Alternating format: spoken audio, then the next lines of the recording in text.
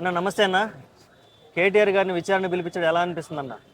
అన్న హెచ్ఎండి పరిధిలో ఉన్నటువంటి కార్ రేస్ ఏదైతే ఉందో ప్రపంచం ప్రపంచం ఆశ్చర్యపడే విధంగా ఈ రేసు కార్యక్రమాన్ని మా గౌరవనీయులు మా పార్టీ వర్కింగ్ ప్రెసిడెంట్ గారు కేటీఆర్ గారు ఆనాడు ఐటీ మినిస్టర్ ఉన్నాడు కాబట్టి ప్రపంచం మొత్తం హైదరాబాద్ వైపు చూడాలనే ఒక లక్ష్యంతో ఇక్కడ కార్యక్రమం నిర్వహించడం జరిగింది.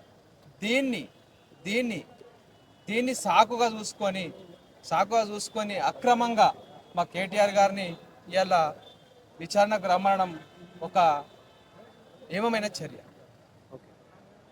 చర్య ఇది ఉద్దేశపూర్వకంగా ఈరోజు మేము కాంగ్రెస్ ప్రభుత్వం ఏదైతే చేస్తూ ఉందో అరచకం చేస్తూ ఉందో మా నాయకులు హరీష్ రావు గారు కానీ కేటీఆర్ గారు కానీ వీళ్ళ ఈరోజు ప్రజలలో వాళ్ళని నిలదీస్తున్నారు కాబట్టి నిలదీస్తున్నారు కాబట్టి కాంగ్రెస్ ప్రభుత్వానికి సంవత్సరం లోపలనే ప్రజలలో చెడు పేరు రావడం జరుగుతుంది. కాబట్టి దీన్ని మేము ఏ విధంగా మలుచుకోవాలని చెప్పేసి వీళ్ళని అక్రమ కేసులు బనాయించి వీళ్ళ జైల్లో తోస్తే మా పార్టీ గురించి మా కాంగ్రెస్ ప్రభుత్వం గురించి బయట చెప్పకుండా అవుతుంది, భయభ్రాంతులకు గురి చేస్తే ఎవరు కూడా మా పార్టీ గురించి మాట్లాడరు కాబట్టి మా ప్రభుత్వం గురించి మాట్లాడరు కాబట్టి అనే ఆలోచనలో రేవంత్ సర్కార్ ఉంది. కాబట్టి మేము ఒకటే చెప్తా ఉన్నాం, రేవంత్ రెడ్డి గారు మేము 14 సంవత్సరాలు ఉద్యమం చేసినాం, ఎక్కడ కూడా అరచకాలు చేయలేదు.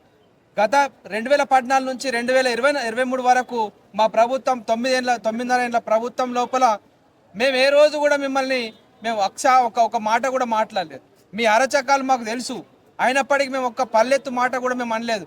ఇవాళ మీరు ఒక సంవత్సరం లోపలనే ప్రజలకు ఇచ్చేటటువంటి ఏవైతే 420 గ్యారంటీలు ఏవైతే ఉన్నాయో ఆ 420 గ్యారంటీలు కూడా అమలు పరిచని ఎడల మా నాయకులు మిమ్మల్ని ప్రజల పక్షాన ప్రశ్నిస్తా ఉన్నారు. కాబట్టి ఈ ప్రశ్నించడం మీకు తప్పవుతుందా అని మేము అడుగుతా ఉన్నాం.